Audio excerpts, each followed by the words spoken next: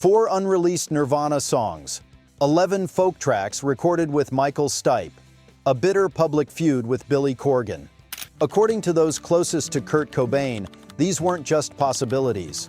They were the actual plans in motion before April 5, 1994 rewrote music history. While 80% of alternative rock bands from the early 90s either disbanded or went mainstream by 1998, our research suggests Kurt would have taken a radically different path. Through meticulous examination of his final interviews, notebook entries, and the testimony of friends like Michael Stipe and Krist Novoselic, we've constructed the timeline of the musical revolution that never happened.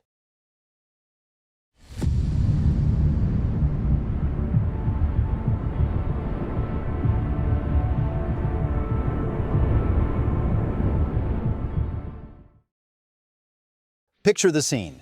April 1994, Exodus Recovery Center. Kurt Cobain sits alone with an acoustic guitar, fingers tracing chords he hasn't played sober in years. The intervention that brought him here involved screaming matches and tears, but now there's just the hum of fluorescent lights and the faint smell of disinfectant. This wasn't just about getting clean, it was where he first sketched the blueprint for his rebellion against the music industry. Friends remember those early days as a battle. Cobain resisted treatment at first, then committed with the same intensity he brought to songwriting. During visiting hours, Krist Novoselic brought news from the outside world. Record executives were circling, demanding another Nirvana album to capitalize on their fame. The roots of this defiance went deep. In a 1996 Rolling Stone interview, Novoselic recalled how Cobain hated what Nevermind's success had done to their scene. "We'd walk into clubs in '92 and suddenly every band sounded like us," he said.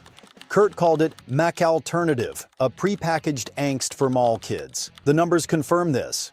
After Nevermind went platinum, over 200 bands with similar sounds secured major label deals by 1994. Cobain's Rehab notebooks, partially shown in the Montage of Heck documentary, contain sketches for an anti-label with a crossed-out corporate logo and the words "No Corporate Dollars" scrawled underneath. Michael Stipe visited twice during those weeks, bringing books by William Burroughs and discussing their collaboration. He wanted to make real art, not product, he told The Guardian in 1998. Their planned album took shape in these conversations. Acoustic, raw, with no studio polish. Cobain insisted on recording in a cabin with just 2 microphones and a 4-track. Their first demo, Olympia Morning, reportedly included Francis Bean's laughter in the background because Cobain refused to edit it out. "That's the point," he told Stipe. "Life isn't Pro Tools clean." The album's only single, Hollow Elm, peaked at number 87 on Billboard, but spent 9 weeks on college radio charts. In a fax to Sub Pop, later framed in their offices, Cobain wrote, "87 is the new one." He played exactly 4 shows to promote it, all in record stores, all unannounced. The final one at Seattle's Easy Street Records drew 300 people. Bootleg recordings reveal Cobain stopping mid-song to ask the crowd, "Which one of you works for Geffen? Go tell your boss this costs nothing to make." The Olympia Experiment proved 2 things: that Cobain could exist outside the machine, and that the machine would keep running without him. As the Stipe collaboration quietly sold 40,000 copies, a fraction of Nevermind's numbers, Nirvana's label quietly removed their band photo from the DGC Records roster. The space where it hung now displayed a gold record for Beck's Mellow Gold. By the time Cobain walked out of rehab in July 1994, he had a clear vision. He would fulfill Nirvana's contract with one final album, recorded live in a basement with no overdubs, then pursue the collaboration with Michael Stipe. When executives heard the rough mixes, they demanded remixes and a promotional tour. According to Sub Pop co-founder Bruce Pavitt, Cobain's response was a handwritten note faxed to the label: "Eat my dust, you suit-shaped void."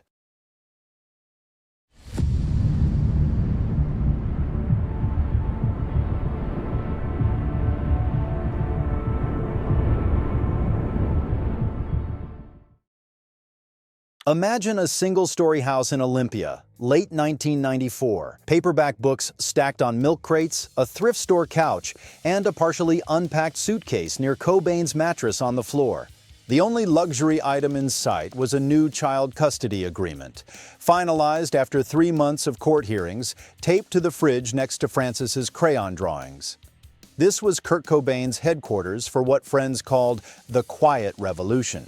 Court records show Cobain paid exactly $1,200 monthly in child support, less than many junior accountants earned, by choice.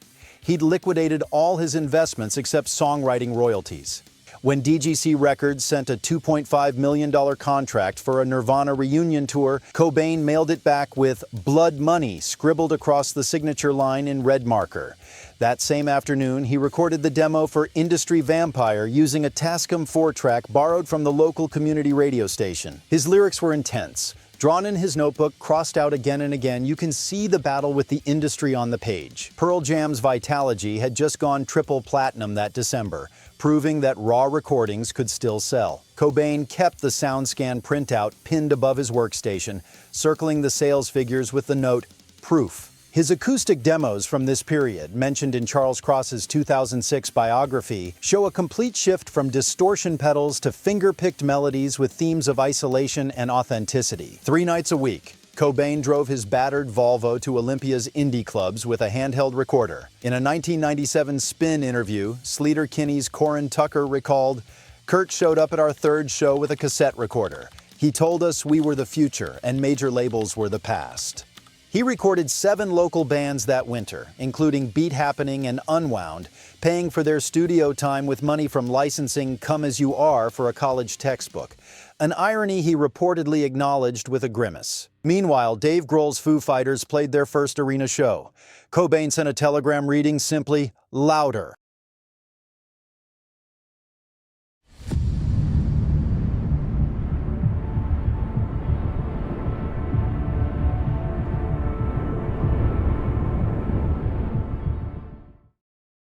June 1996. The Foo Fighters are playing a baseball stadium in Chicago while Kurt Cobain performs an acoustic set in the basement of Seattle's Vera Project for 50 people. The music industry had officially split in 2 directions, and Cobain had chosen the road less traveled. That same month, Nirvana's final album, Bleeding Heart, debuted at #1 on the Billboard charts, selling 300,000 copies in its first week. But the victory felt hollow. Cobain refused to tour, turning down 7-figure offers from Lollapalooza and Reading Festival. The album's liner notes contained just 4 words: "Recorded live, no tricks." Critics called it unlistenable and self-indulgent, while fans struggled with its unpolished sound. The divide was clear. This wasn't the Nirvana people wanted. Meanwhile, Dave Grohl embraced the mainstream. His Foo Fighters played 120 shows that year, their self-titled album going platinum by summer. Chris Novoselic briefly left music altogether, focusing on activism, telling Rolling Stone, "The machine kept moving with or without us." Sub Pop co-founder Jonathan Poneman later revealed, "Kurt called me at 3 a.m. with this fully developed vision he'd mapped out in his tattered journal. Pages of venues, bands, and funding sources. He called it the Punk Railroad. He had sketched connections between 27 small venues across. The plan involved funding the network through his songwriting royalties, creating a self-sustaining ecosystem for artists like Elliott Smith, Modest Mouse, and Built to Spill." In October 1996, Cobain made an unannounced appearance at a Foo Fighters show in Portland. He didn't join them on stage. Instead, he played a 20-minute solo set in the parking lot after the concert, using a battery-powered amp. Bootleg recordings capture him telling the crowd, "This costs nothing. This means everything." Only 75 people stayed to watch. The following year, Cobain's network quietly launched. He personally booked emerging artists at venues like Olympia's Capitol Theater and Seattle's Crocodile Cafe. No tickets were sold, just suggested $5 donations. When asked why he bothered with such small-scale efforts, Cobain reportedly told a local radio station, "Somebody has to prove the emperor has no clothes." By 1998, the mainstream had moved on. Grunge was dead, replaced by boy bands and nu metal. Cobain's final public performance came at a benefit for independent record stores in Tacoma. He played 6 new songs on a borrowed guitar to a half-empty room. The local paper didn't even send a reviewer. In private, Cobain kept working. His Olympia basement became a makeshift studio where he recorded dozens of demos. Some mailed anonymously to bands he admired, others deliberately left in thrift store record bins. His collaborations with underground artists continued, though increasingly away from public view. As one former K Records intern recalled, Kurt wasn't interested in being seen anymore. He just wanted the music to exist somewhere out there, untouched by the industry.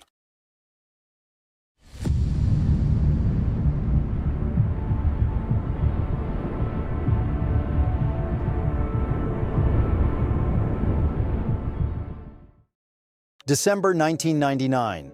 The pop charts blare with Backstreet Boys and Limp Bizkit, while Kurt Cobain signs papers for a cedar cabin on the outskirts of Olympia. His final public appearance, a midnight set at a struggling independent record store, draws fewer people than attended Nirvana's first practice. Over 6 years, he'd championed 27 indie artists, including Elliott Smith, Modest Mouse, and Built to Spill, before gradually withdrawing from the spotlight. The corporate machine eventually absorbed most of those bands anyway. Major labels repackaged the visceral sounds he promoted as authentic marketing angles. Cobain's true rebellion wasn't death but deliberate disappearance, proving art could exist beyond fame's distorting lens. According to local residents, his cabin still stands today, its walls lined with recording equipment and shelves of unmarked cassettes. Some say he still makes music, but only for himself and his daughter. So when you hear today's independent artists, listen for the echoes of Cobain's choice, the path shown then deliberately abandoned. Click subscribe if you believe music belongs in basements, not boardrooms. Tell us in the comments, which underground artist from the 90s deserved the spotlight Kurt might have given them. Together we're reimagining music history, one alternate timeline at a time.